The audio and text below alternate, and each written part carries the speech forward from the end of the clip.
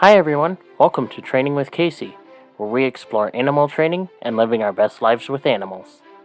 I'm Joseph Laughlin, producer of this podcast, and now, here's your host, Kayce Covert. Let's get started.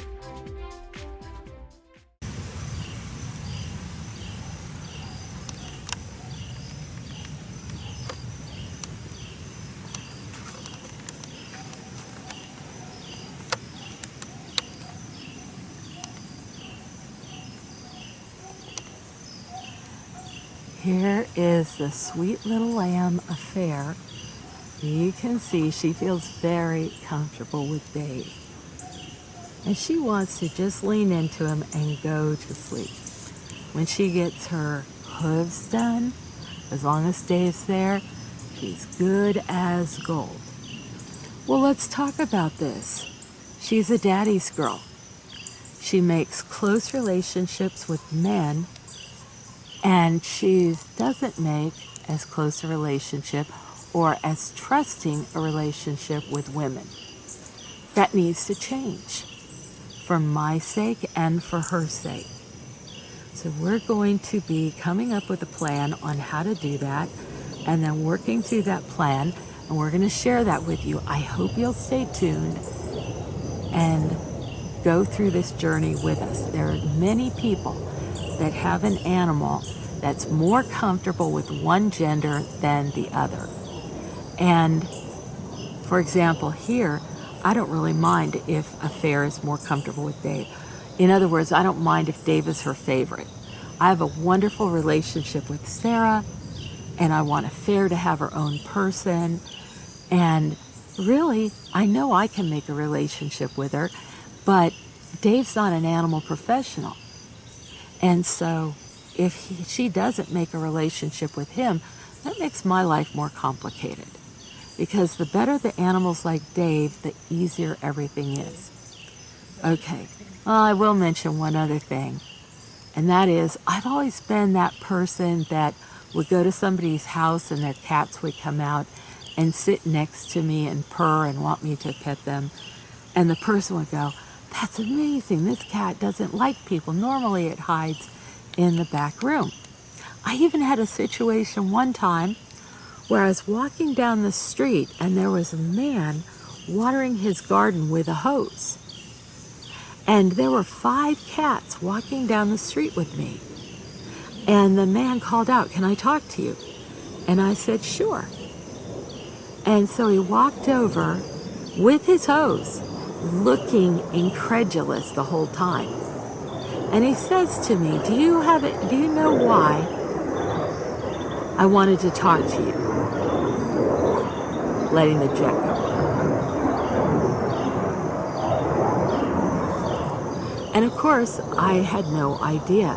And he said, "I want to talk to you because I hate cats. And they come over and they poop in my yard. And then I have to clean it up. So every time I see them any place, I hose them so they stay away from my yard. But these cats like you so much that they're not only following you through the street, like who knew that was a thing, but they're not even running away when I come over here with my hose. What's going on?" Well, I didn't have an answer for him. And I got to tell you, I felt a little complimented and like, yeah, I'm an animal woman. Yeah, that's it.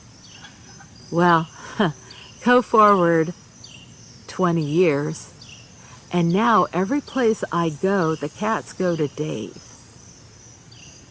The little parrots go to Dave. The horses go to Dave. I had to talk with Dave about it. "Dave, I'm a world famous animal trainer. That job has been taken. Could you please go amuse yourself doing something else?" The animals just say, "Get out of here. We want to talk to Dave." So there's more than gender going into the situation when animals show a preference for one person or another. But many of them definitely have a preference for a particular gender. What are some of the other preferences? Do you know offhand some of the most common ones? One is race.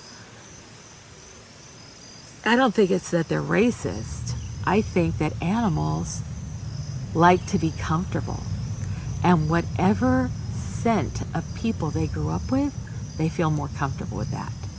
And it can be really risky and embarrassing, because you'll be walking down the street and all of a sudden your animal will start barking ferociously at somebody that's just minding their own business. They're a perfectly wonderful person and they just happen to be there, and it's embarrassing and disturbing. Well, don't worry about it. It's pretty easy to teach your animals that people come in all types, all colors, all scents, all food choices, music choices, the whole bit. Okay, so we started this whole thing.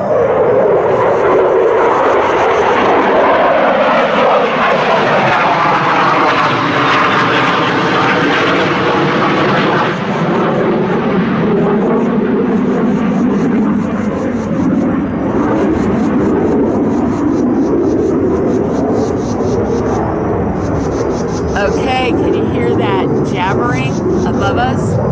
That's a little Carolina wren who took offense at that jet that's doing acrobatics right over our head. So it's kind of cool to watch, a little difficult to video through.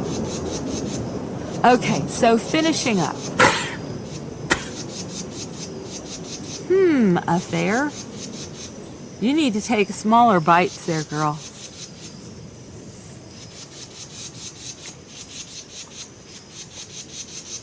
Sheesh, can you blame me for losing my place?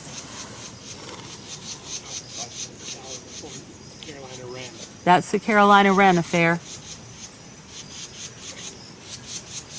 Okay, so finishing up, animals can have unexpected preferences for somebody, not based on how nice that person is or even how good they are with animals. It could be based on gender, race, what they eat, how they move around, even whether or not they take certain medications. I have seen a dog more times than once all of a sudden part off while they're walking free and there's people at the beach or something, and just walk up to somebody and want to start licking their skin. And it turns out dogs can detect people that have diabetes and they have sweet skin, or cystic fibrosis, they have salty skin, and they'll pick them right out of the crowd and go there and want to lick their skin. So there's all kinds of things that you can watch out for. But the good news is all of these things are easy to teach the animals about and to teach them to have a more equitable reaction to all people, to let all people and all others be looked at one at a time, just as we all should do. All right, thanks for joining me. Take care.